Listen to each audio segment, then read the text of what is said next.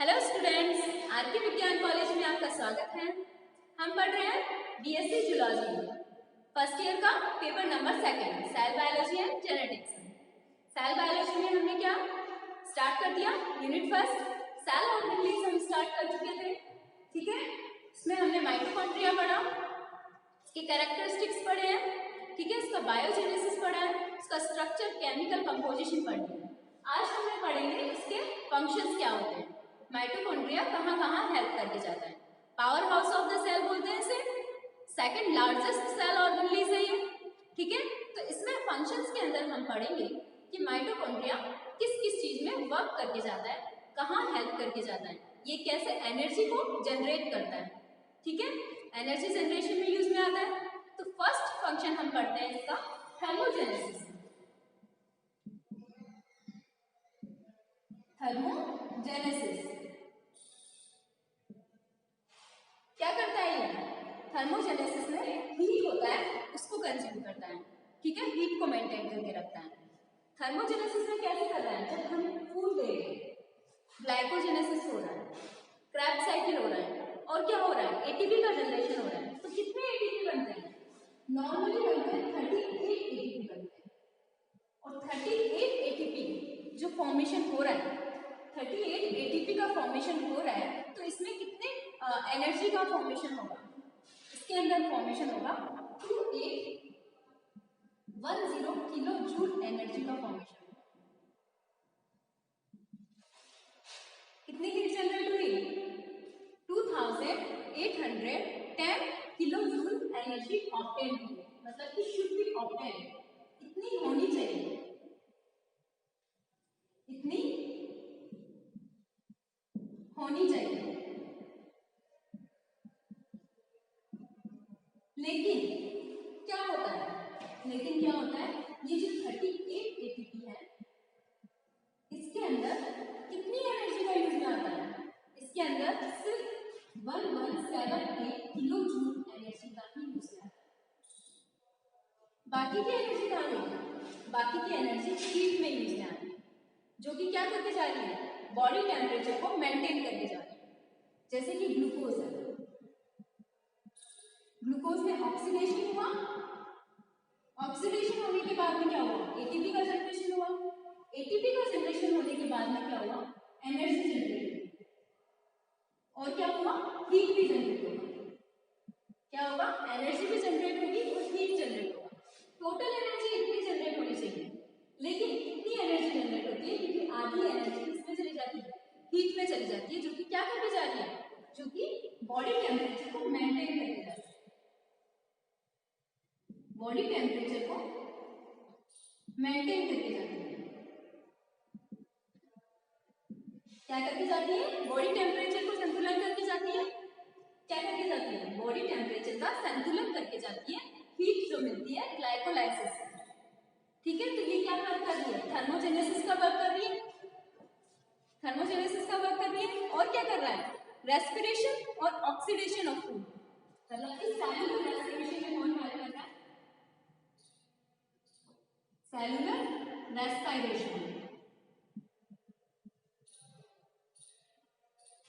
Respiration में help कर रही है। जो फूड मिल रहा है उसके अंदर जो ग्लूकोज से पायरुवेट बन रहा है, फिर पायरुवेट से जो एसिटाइल OA का फॉर्मेशन होगा, वो किसके अंदर होगा? माइटोकॉन्ड्रियल मैट्रिक्स के अंदर।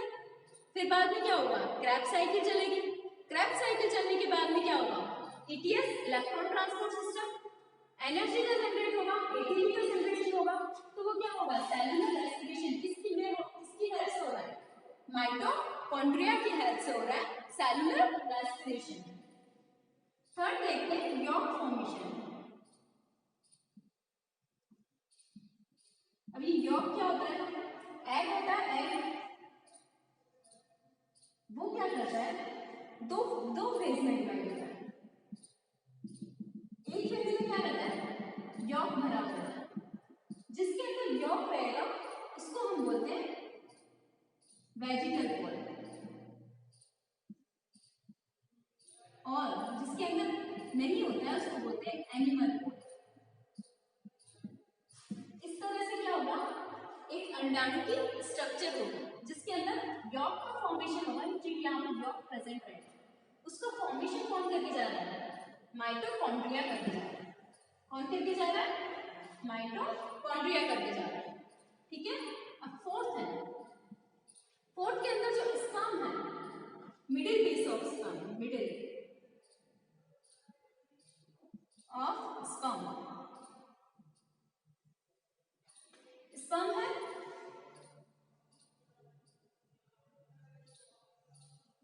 इस तरह से हेड है, मिडिल पोर्शन है, एंटाइल है। ठीक है। हेड के अंदर क्या प्रेजेंट था? हेड के अंदर एंजाइम्स वगैरह प्रेजेंट थे और न्यूक्लियस प्रेजेंट था।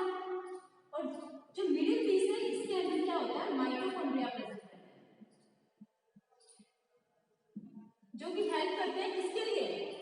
जब स्पर्म मूव करता है तो उसको एनर्जी की जरूरत पड़ती है। तो एनर्जी की जरूरत पड़ती है तो वो एनर्जी आती कहाँ से? ये आती है जो माइटोकॉन्ड्रिया मिडिल पीस के अंदर प्रेजेंट रहते हैं, वो एटीपी को जनरेट करते हैं और क्या करते हैं? स्पर्म में मूव करने के लिए एनर्जी को प्रोवाइड कराता है। तो ये क्या हो गया? माइटोकॉन्ड्रिया का फंक्शन हो गया। तो ये स्पर्म के मिडिल पीस के अंदर प्रेजेंट रहते हैं और क्या करते हैं? इसको एनर्जी प्रोवाइड कराते हैं। ठीक है, ये हो गया स्पर्म का। ठीक है। और क्या होता है? Metabolism of fat.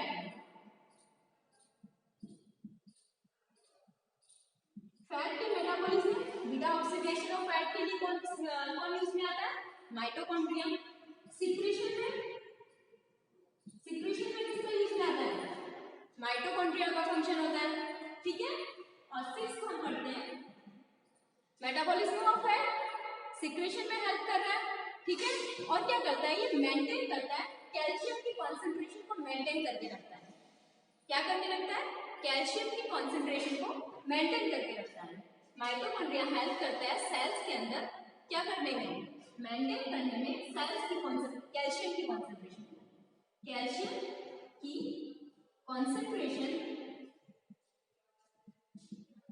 को मेंटेन करता है।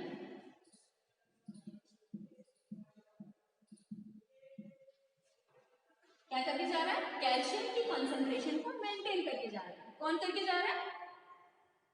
माइटोकॉन्ड्रिया। और क्या करके जा रहा है? जो लीवर सेल है, लीवर सेल के अंदर क्या होता है?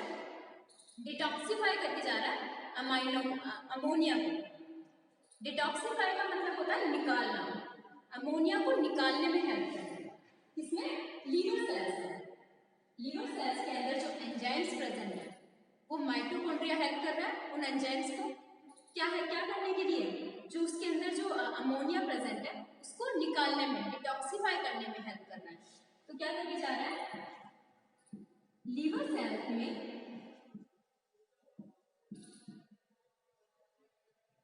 माइटोकॉन्ड्रिया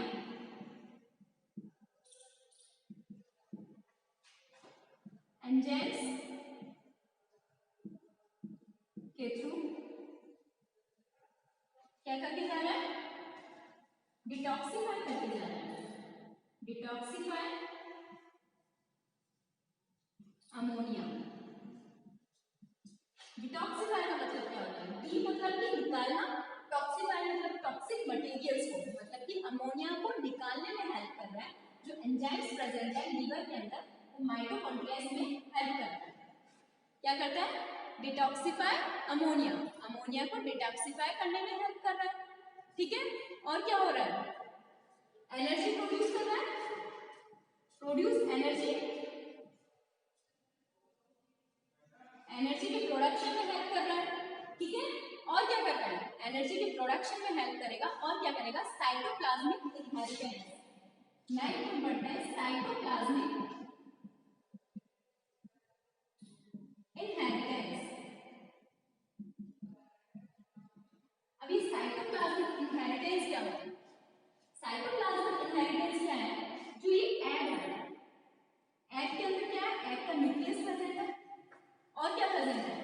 एग का माइटोकॉन्ड्रिया भी प्रेजेंट है। ठीक है। और यहाँ पे क्या है? स्पर्म है। स्पर्म क्या है? स्पर्म का न्यूक्लियस प्रेजेंट है। आएगा और क्या बनेगा? जायगोट का फॉर्मेशन होगा। ये क्या बनेगा? जायगोट का फॉर्मेशन होगा। तो यहाँ पर किसका माइटोकॉन्ड्रिया प्रेजेंट है? यहाँ पर मैटरनल मतलब कि मदर की एग का माइटोकॉन्ड्रिया प्रेजेंट है। तो ये क्या हो गया, mitochondrial cytoplasmic inheritance, mitochondrial maternal inheritance, मतलब कि माइटो एक ही, ऐसा नहीं है कि स्पर्म का भी माइटोकॉन्ड्रिया जाएगा, स्पर्म के अंदर माइटोकॉन्ड्रिया नहीं जाएगा, सिर्फ एक का माइटोकॉन्ड्रिया प्रेजेंट रहेगा जाइगोट के अंदर। तो ये क्या होता है, साइटोप्लाज्मिक इनहेरिटेंस, मैटरनल इनहेरिटेंस। तो कौन हेल्प कर रहा है इसके अंदर, माइटोकॉन्ड्रिया हेल्प कर रहा है, माइटोकॉन्ड्रिया यूज में आ रहा है इसके अंदर, किसके अंदर, साइटोप्लाज्मिक इनहेरिटेंस के अंदर, ठीक है। और किसमें हेल्प करता है, अमीनो एसिड मेटाबॉलिज्म में हेल्प करता है, टेन होता है अमीनो एसिड मेटाबॉलिज्म में हेल्प करता है,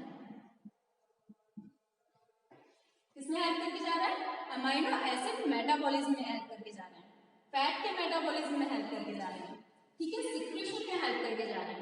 ये क्या हो गया, फंक्शंस ऑफ माइटोकॉन्ड्रिया, माइटोकॉन्ड्रिया के फंक्शंस क्या क्या होते हैं, साइटोप्लाज्मिक इनहेरिटेंस क्या होता है, ठीक है, और क्या होता है, middle piece of sperm, sperm किस तरह से हेल्प कर रहा है, मतलब कि ये स्पर्म के मूवमेंट में कैसे हेल्प कर रहा है, एनर्जी प्रोवाइड करा रहा है स्पर्म को, तो वो कौन हेल्प कर रहा है, ये माइटोकॉन्ड्रिया हेल्प करके जा रहा है। तो ये आज हो गया माइटोकॉन्ड्रिया के फंक्शंस के बारे में, ठीक है। कल हम क्या पढ़ेंगे, electron transport system, electron transport system कैसे जा रहा है और क्या हो रहा है, एटीपी सिंथेसिस कैसे हो रहा है, एटीपी का सिंथेसिस कैसे हो रहा है, ठीक है। Thank you.